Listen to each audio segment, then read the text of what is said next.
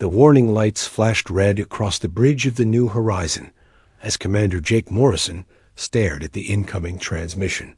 His crew of 23 humans had been exploring the outer rim of Federation space for 6 months, mapping new star systems and looking for signs of life.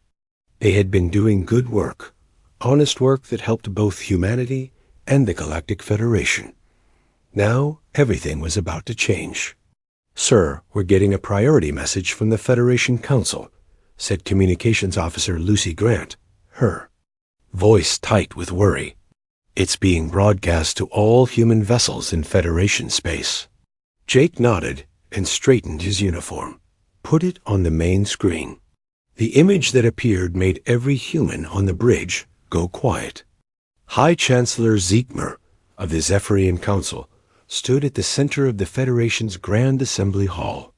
Behind him, representatives from all 12 major species sat in their designated seats.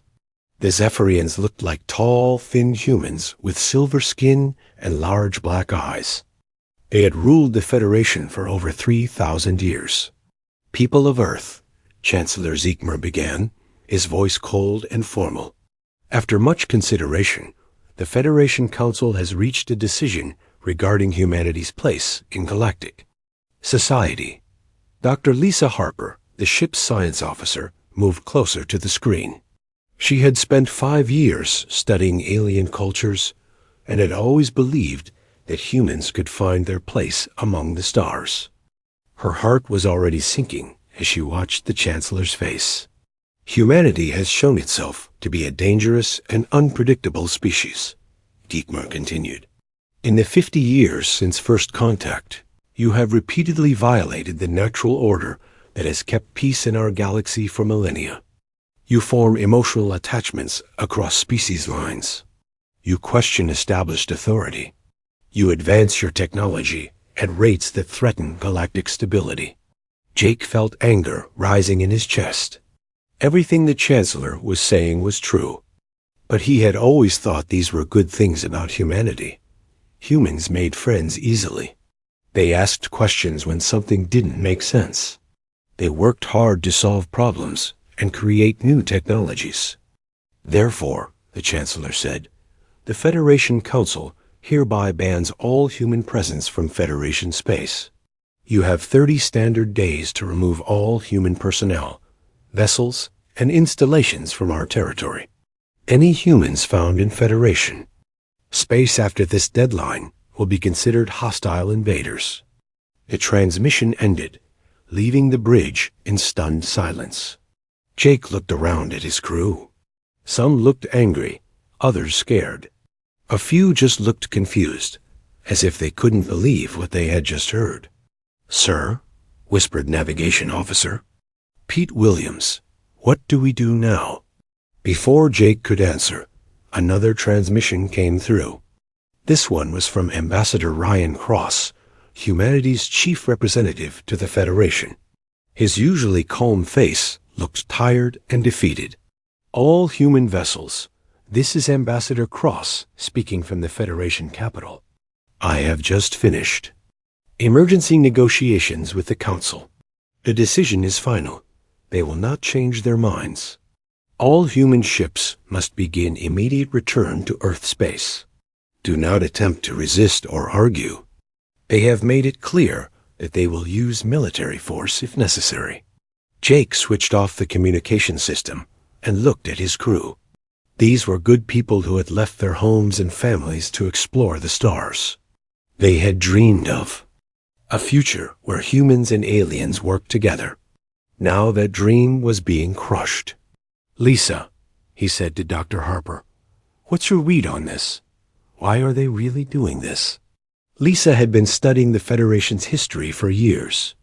She understood their politics better than most humans. "It's not really about aggression or unpredictability," she said slowly. "They're scared of us." "Scared? Of us?" asked Engineer Carol Davis.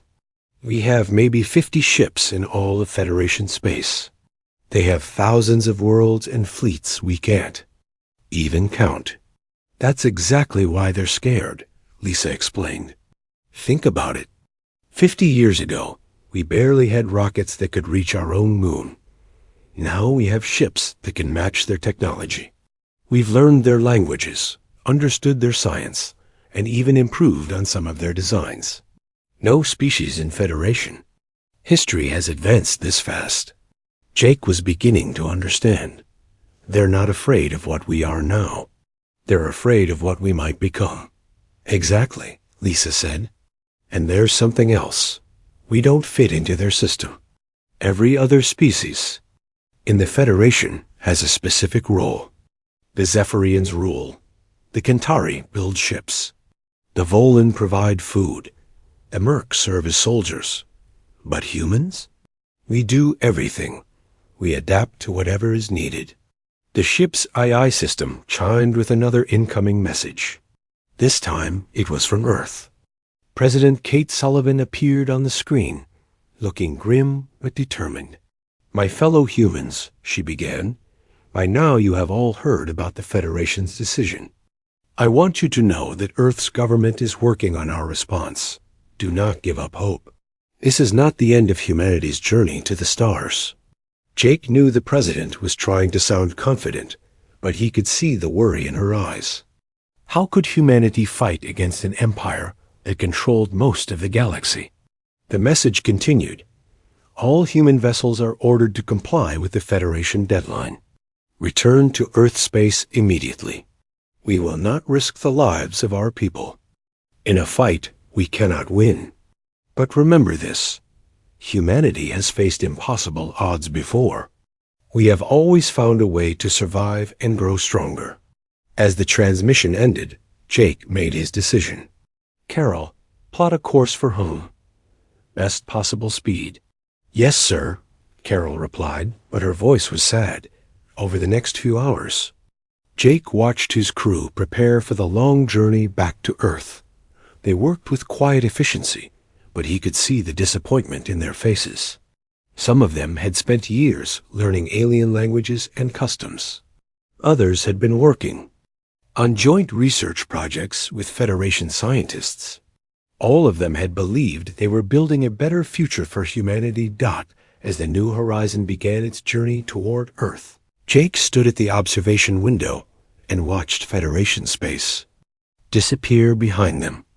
Other human ships were also heading home, their dreams of galactic citizenship crushed by fear and prejudice. But as he watched the stars, Jake remembered something his grandfather had told him years ago. "When someone tries to put you in a cage," the old man had said, "you have two choices. You can accept the cage, or you can figure out how to break it." Jake smiled for the first time since receiving the Federation's message. Humanity had been banned from Federation space, but they had not been destroyed. They had 30 days to get home, and then they would have time to think, to plan, and to prepare. The Federation thought they had solved their human problem. They had no idea that they had just made humanity's greatest challenge into humanity's greatest opportunity. 5 years had passed since the Federation banned humanity from their space. Captain Steve Parker floated through the corridors of Mining Station Alpha, deep in the asteroid belt between Mars and Jupiter. To anyone watching from the outside, it looked like a simple mining operation. Rock haulers came and went, carrying loads of rare metals back to Earth. But Steve knew the truth. Hidden beneath the mining equipment and storage bays was the most important project in human history. Project Liberation was humanity's answer to the Federation ban, and Steve was proud to be part of it. "Captain Parker to the main lab," came Dr. Amy Collins' voice over the communication system. "We have a breakthrough." Steve pushed off from the wall and glided toward the hidden laboratory complex. The artificial gravity in this section was kept low to save power, and moving around took some getting used to. As he entered the lab, he saw Amy standing next to a strange machine that looked like a cross between a computer and a medical scanner. Amy was one of Earth's best computer scientists, and she had been working on something that sounded impossible. She wanted to connect human minds directly to computer systems, creating a partnership between human thinking and artificial intelligence. "Show me what you've got," Steve said, landing softly near the machine. Amy's eyes were bright with excitement. "We did it, Steve. A human pilot can actually merge their consciousness with a ship's AI system. The pilot stays human, but they can think as fast as a computer and react to threats in milliseconds instead of seconds." She pointed to a helmet connected to the machine by dozens of thin cables. "When a pilot puts this on and connects to their ship, they become one with it. They can feel the ship's hull like it's their own skin. They can fire weapons just by thinking about it. And the best part is, they can share information instantly with other connected pilots." Steve was amazed, but also worried. "Is it safe? What happens to the pilot's mind?" "We've run hundreds of tests," Amy said. "The pilot stays completely human. They just gain the ability to interface with technology in ways no other species can. Our brains are apparently wired perfectly for this kind of connection." Across the station, engineer Nick Roberts was showing similar progress with the manufacturing project. His team had built machines that could make copies of themselves, and those copies could make more copies. Given enough time and raw materials, they could build entire fleets of ships without needing massive shipyards. "The beauty of it," Nick explained to Steve during their weekly meeting, "is that each new ship can be customized for its pilot. The AI system learns from the human it's connected to and adapts the ship's capabilities to match their thinking style." Steve nodded. The plan was ambitious but simple. Build a fleet of ships that could think and fight like humans. Pilot them. With humans who could react faster than any alien, and use them to show the Federation that humanity would not be caged. But they needed more than just ships and pilots. They needed information about Federation weaknesses and allies who would stand with them when the time came. That's where Intelligence Officer Dana White came in. Dana ran a network of human agents who had stayed in Federation space when the ban took effect. These brave men and women had taken new identities and were living dangerous double lives, gathering information that could help humanity when they returned. Dana's office was filled with star maps and communication equipment. She spent her days receiving coded messages from agents scattered across dozens of worlds. The news they sent was both encouraging and troubling. "The Federation is getting more oppressive," Dana told Steve during their monthly briefing. "They've increased taxes on the younger species and started limiting their access to advanced technology. A lot of non-human species are starting to remember why they liked dealing with humans." She pointed to several systems on her star map. "The Kepler colonists have been asking our agents when humanity might return. The Tau merchants are secretly stockpiling weapons. Even some of the smaller Zephyrian colonies are unhappy with the central government." But the most important intelligence came from Agent Carl Davis, who was working undercover on the Zephyrian homeworld. Carl had managed to get a job as a maintenance worker in the Federation's military headquarters. His position gave him access to restricted areas and classified information. Carl's latest message made everyone on the station worry. The Federation wasn't just planning to keep humans out of their space forever. They were planning something called the Final Cleansing, a military operation designed to destroy humanity completely. "They're scared that we'll eventually find a way to come back stronger," Dana explained. "So they want to eliminate the threat permanently by attacking Earth itself." Steve felt cold anger growing in his chest. The Federation hadn't been satisfied with banishing humanity. They wanted to commit genocide, to wipe out every human in the galaxy, just because they were afraid of what humans might accomplish. The timeline for Project Liberation suddenly became much more urgent. They had been planning to spend another 5 years building ships and training pilots. Now they might have only months before Federation fleets appeared in Earth's solar system. Steve called an emergency meeting with all the project leaders. Amy brought her latest test results on the human-AI interface system. Nick showed construction schedules for the new ships. Donna presented intelligence reports from across Federation space. How many ships can we have ready in 6 months? Steve asked Nick. Maybe 200, Nick replied. That's pushing our manufacturing systems to their limits, but it's possible. And pilots? Amy looked worried. We have about 300 volunteers who have completed basic training with the interface system. But they'll need at least another month of practice before they're ready for real combat. Steve did quick calculations in his head. 200 ships crewed by 300 pilots, going up against Federation fleets that numbered in the thousands. The odds were terrible, but they didn't have a choice. What about allies? He asked Dana. The Kepler colonists will definitely join us if we can prove we're serious about fighting the Federation, Donna said.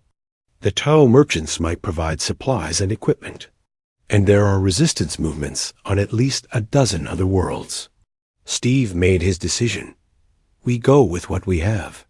Start final preparations for launch. Get word to our agents that the return is beginning. And contact Admiral Clark on Earth. Tell him that Project Liberation is moving to active status. As the meeting broke up and everyone hurried back to their work, Steve thought about the massive gamble they were about to take. Humanity had been banned from Federation space, but they were about to return uninvited. They would either win their freedom or die trying. But as he watched the dedicated humans around him working to build their impossible dream, Steve felt something he hadn't experienced in 5 years.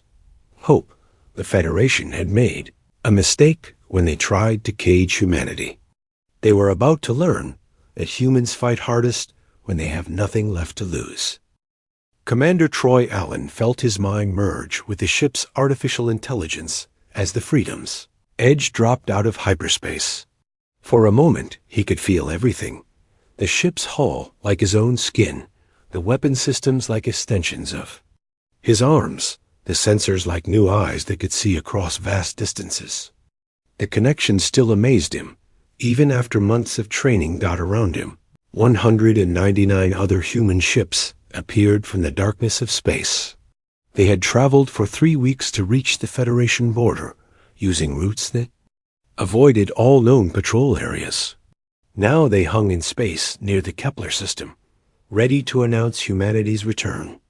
All ships, this is Commander Allen, Troy said, his voice carrying instantly to every pilot through their shared consciousness network. Remember, we're not here to conquer. We're here to liberate. The Kepler colonists have been waiting for. U.S. Through the quantum link that connected all the human pilots, Troy could feel the emotions of his fellow commanders. There was fear, yes, but also determination and hope. These pilots had volunteered, knowing they might not survive, but they believed in what they were fighting for. The first Federation patrol ship detected them 12 minutes later. The Zephyrian border guard vessel immediately sent out an emergency signal, but Troy was already moving. His ship accelerated toward the patrol craft, not to destroy it, but to disable its weapons and capture its crew. The engagement lasted less than 30 seconds.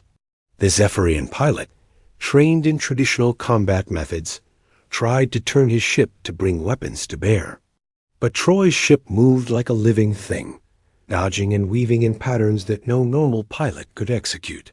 When Troy fired, his weapons targeted specific systems rather than trying to destroy the entire ship.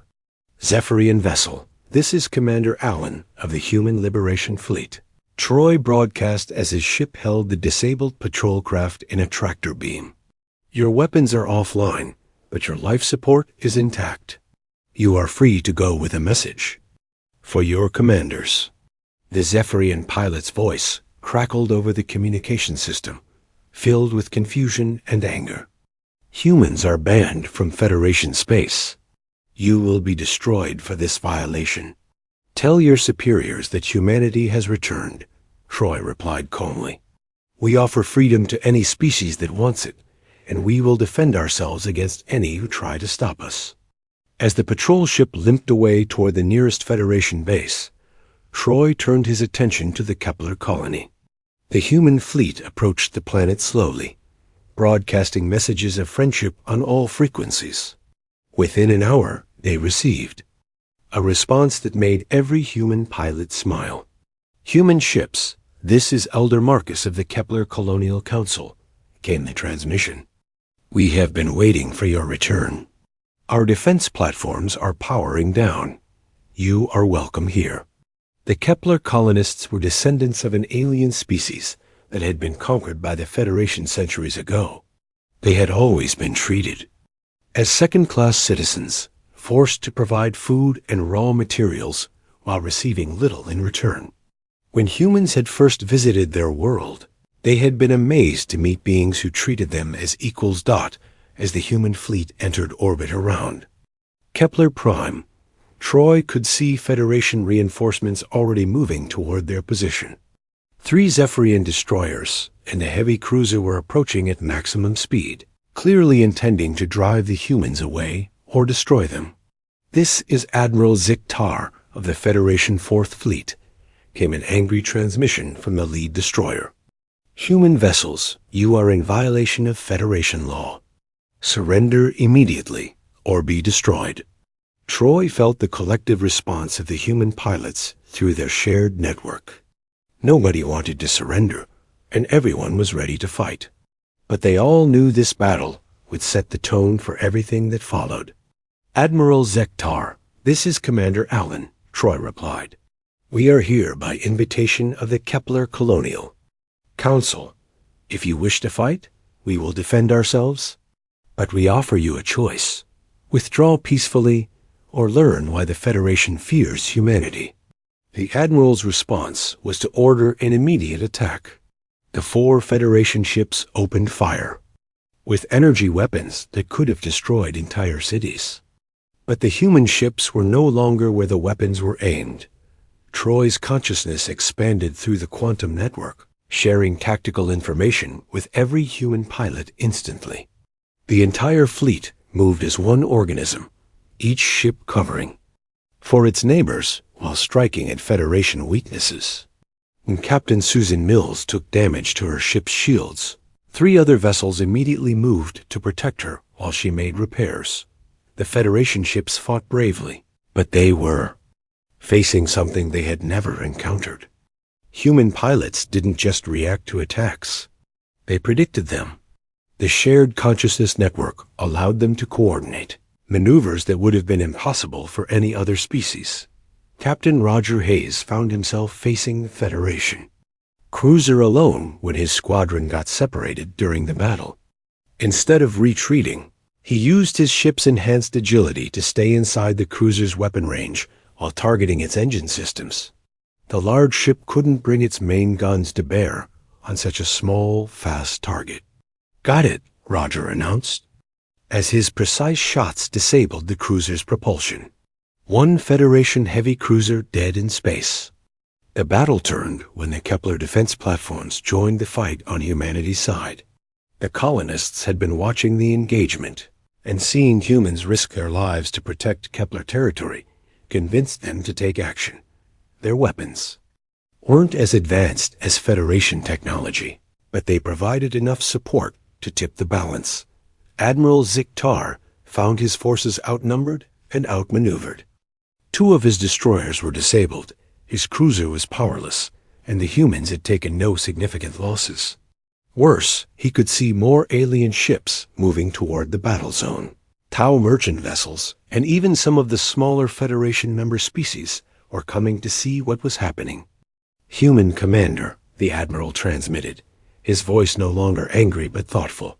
"Request temporary ceasefire for negotiations."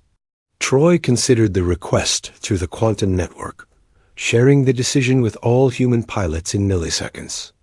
"Ceasefire granted, Admiral. Let's talk."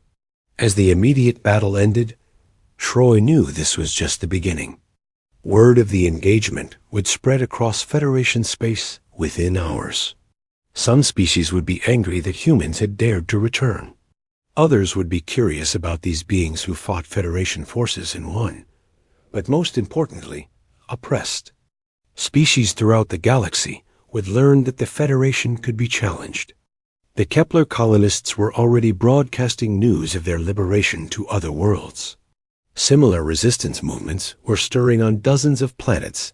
Dr. Lisa Harper, now serving as the fleet's diplomatic advisor, opened communication channels to every ship in the area.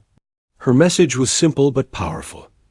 To all beings who hear this transmission, humanity offers friendship to any species that desires freedom.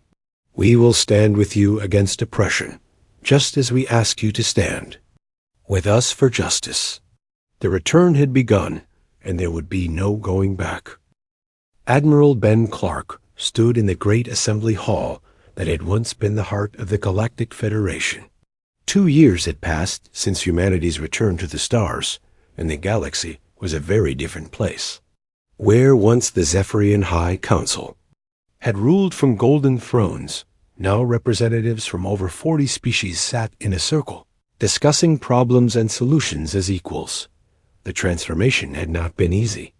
After the victory at Kepler, the war had spread across dozens of star systems. Federation loyalists fought desperately to maintain their empire, while species after species declared independence and joined what became known as the Human Stellar Commonwealth. Ben remembered the turning point clearly. It had come when Agent Dana White's network of spies revealed the Federation's final cleansing plan to the galaxy. When other species learned that the Zephyrians intended to commit genocide against humanity simply for being different, many realized that none of them were truly safe under Federation rule. The Tau merchants had been the first major species to switch sides, bringing their trade networks and economic power to the Commonwealth. The Kepler colonists had fought bravely, in battle after battle, their hatred of Federation oppression making them fierce allies. Even some Zephyrian colonies had rebelled against their own government, choosing freedom over the comfort of being part of the ruling species. Admiral Clark.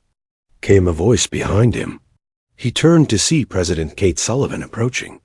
She looked older than she had 5 years ago, but her eyes still held the determination that had carried humanity through its darkest hours. Madam President, Ben said with a smile, how are the negotiations going? Kate gestured toward the assembly hall where dozens of alien representatives were debating trade agreements and exploration rights. Better than I expected. It turns out that when you treat people as equals instead of subjects, they're much more willing to work together.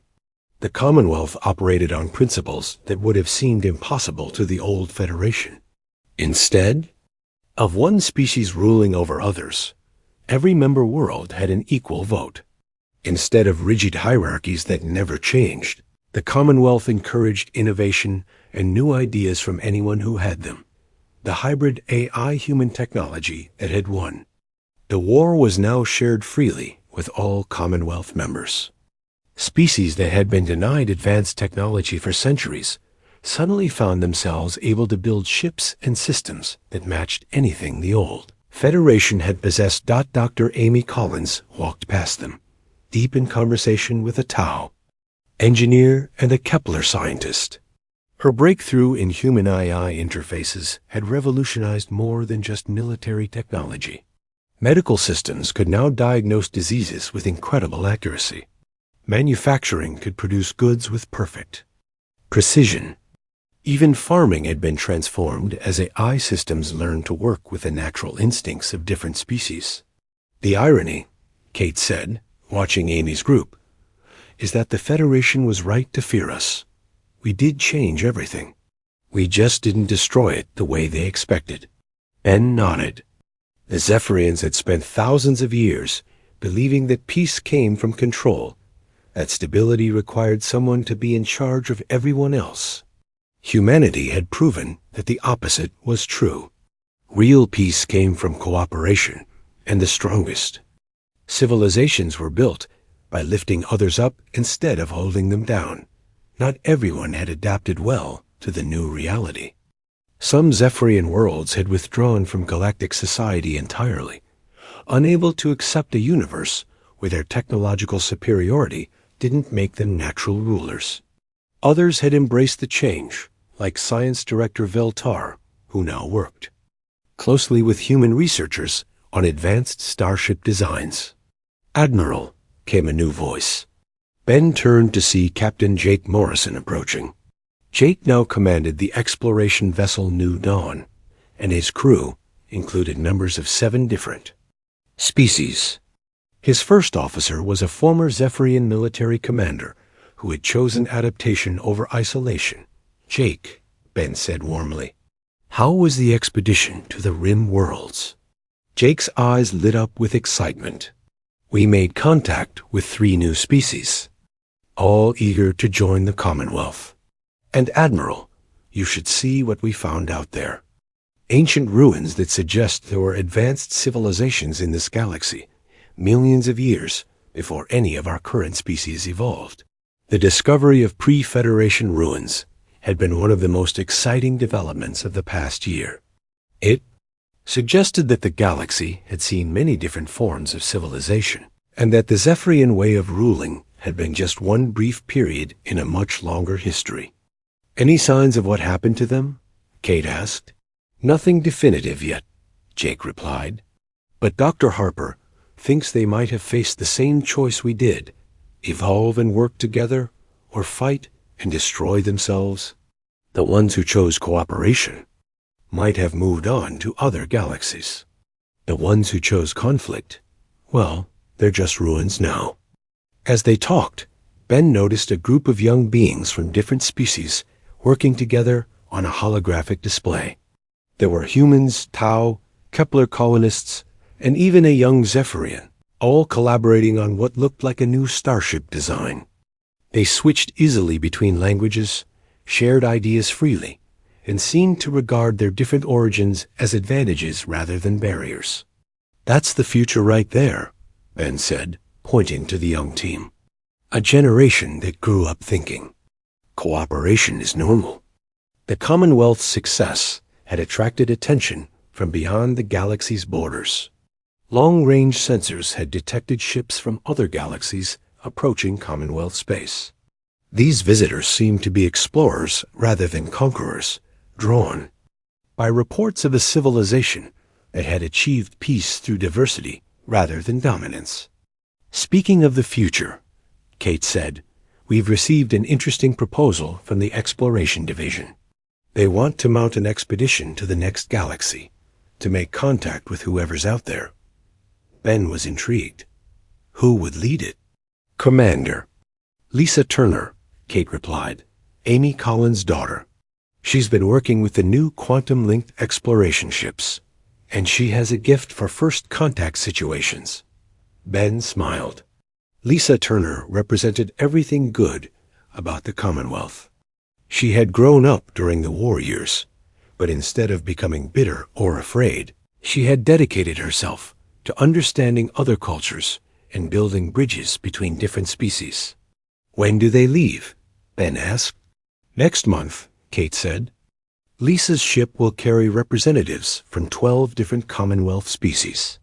If we're going to meet our galactic neighbors, we want them to see what we've built together."